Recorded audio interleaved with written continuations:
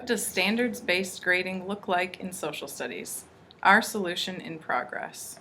This video was created by Jess Sauer, 6th grade social studies teacher, and Joe Taylor, a 7th grade social studies teacher at Clear Creek Amana Middle School. This is our interpretation of what standards-based grading looks like. We don't claim to be experts. Jess has been working on standards-based grading for about 2 years, and this is Joe's first year. Teaching social studies standards can be overwhelming. The standards at times seem vague, and we could spend a whole year teaching one standard.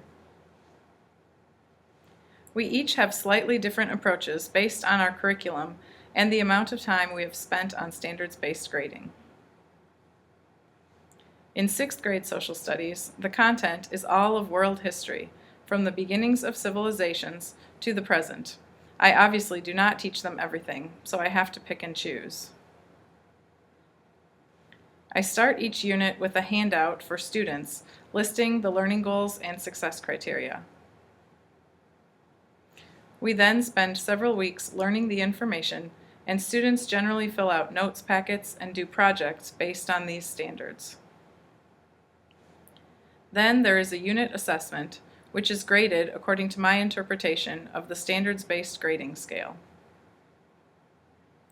After the assessment, students receive their assessments back with a grade sheet showing them which learning goals they did well on and which they need to redo.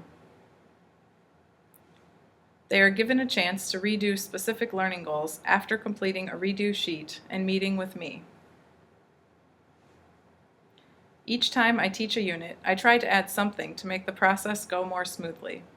This year, I added notes packets for each unit and the redo sheet. I want to add more formative assessments and more choices for students to show what they know in a way other than a traditional test.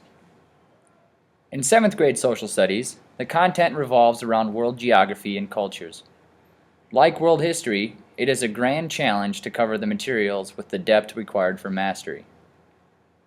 As I am planning each unit, I check for correlations between the content and the standards. I then rewrite the standards into kid-friendly terms, and then keep them posted throughout the unit, referring back to them often.